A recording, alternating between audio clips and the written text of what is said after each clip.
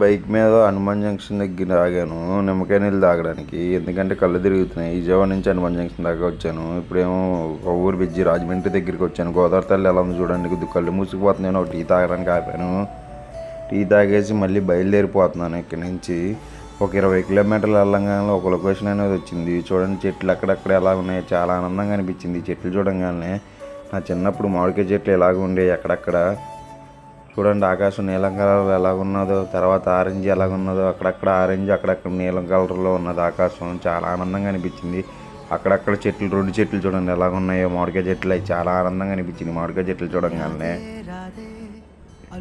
చిన్నప్పుడు జ్ఞాపకాలన్నీ గుర్తొచ్చాయి. అవి చూసుకుంటే అలాగే వెళ్తున్నా. ఇంకా ఒక 10 కిలోమీటర్లు వెళ్ళంగానే చూడండి అవతల పక్క ఎలాగున్నదో లొకేషన్. నాకు చాలా ఆనందంగా అనిపించింది. గ్రౌండ్లు భలేగా ఉన్నాయి ఇక్కడ.